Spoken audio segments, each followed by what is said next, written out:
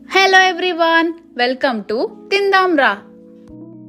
ఈరోజు మనము ఆరోగ్యానికి ఎంతో మంచిదైన పాలకూర ఉల్లికారం కర్రీ ఎలా చేయాలో చూద్దామండి. ఈ కర్రీ రైస్లోకి, చపాతీలోకి, పుల్కాలో కూడా చాలా బాగుంటుంది. ఈ కర్రీని ఎలా చేయాలో చూద్దాం రండి.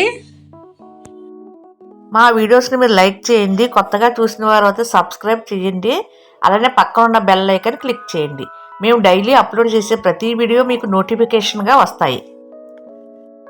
ఒక పెద్ద కట్ట పాలకూరను తెచ్చుకోవాలి. ఈ పాలకూరను ఉప్పు నీటిలోని ఒక పావుగంట నానబెట్టుకుని 2-3 సార్లు బాగా కడిగి ఇలా చిన్న చిన్న ముక్కలుగా కట్ చేసుకోవాలి. 2 పెద్ద ఉల్లిపాయలు ముక్కలుగా కట్ చేసుకోవాలి. ఒక పెద్ద వెల్లుల్లిపాయను ఒలిచి పెట్టుకోవాలి. ఓ మిక్సీ జార్లో ఉల్లిపాయ ముక్కలు, వెల్లుల్లిపాయలు, పసుపు, ఉప్పు, కారం, ఒక 1/2 స్పూన్ జీలకర్ర పొడి, ఒక 1/2 స్పూన్ ధనియాల పొడి వేసి మెత్తగా మిక్సీ పట్టుకుని పక్కన పెట్టుకోవాలి.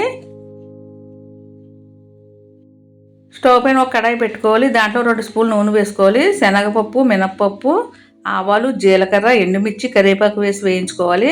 తర్వాత మెత్తగా మిక్సీ పట్టుకున్నాం కదండి, ఆ పేస్ట్ని కూడా వేసి వేయించుకోవాలి. స్టవ్ని సిమ్లో పెట్టుకుని చక్కగా వేయించుకోవాలి. ఉల్లిపాయ పేస్ట్ పచ్చివాసన పోయే వరకు వేయించుకోవాలి. ఇలా పచ్చివాసన పోయే వరకు వేయించుకుంటే కనుక ఈ పాలకూర ఉల్లికారం ఫ్రై చాలా బాగుంటుందండి. మధ్యలో మూత పెట్టి వేయించుకోవాలి. మధ్యలో మూత పెట్టి తీసుకుంటూ ఈ ఉల్లిపాయ పేస్ట్ని బాగా వేయించుకోవాలి. ఉల్లిపాయ పేస్ట్లో నూనె అంతా బయటకు వచ్చే వరకు ఇలా వేయించుకోవాలి. తర్వాత మనం సన్నగా కట్ చేసి పెట్టినాం కదండి పాలకూరని, ఆ పాలకూరని మొత్తము ఈ ఉల్లిపాయ పేస్ట్లో వేసి కలుపుకోవాలి. తర్వాత మూత పెట్టుకోవాలండి. దీంట్లో అసలు వాటర్ వేయని అవసరం లేదు. మూత పెట్టుకోవడం వల్ల ఆవిరి పడి పాలకూర అంతా చక్కగా ఉడుకుతుంది.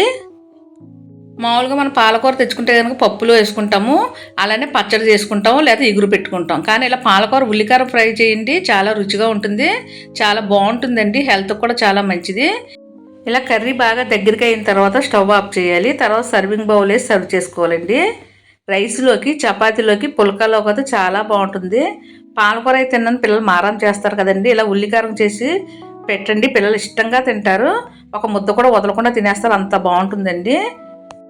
చూశారు కదండి, ఎంతో టేస్టీగా పాలకూర ఉల్లికారం కర్రీ ఎలా చేయాలో మీరు కూడా ఈ విధంగా చెయ్యండి, పిల్లలు చాలా ఇష్టంగా తింటారు. రైస్లోకి, చపాతీలోకి అయితే చాలా బాగుంటుంది. ఈ రెసిపీ కనుక మీకు నచ్చినట్లయితే తప్పనిసరిగా మా వీడియోస్ని మీరు లైక్ చేయండి. Thank you.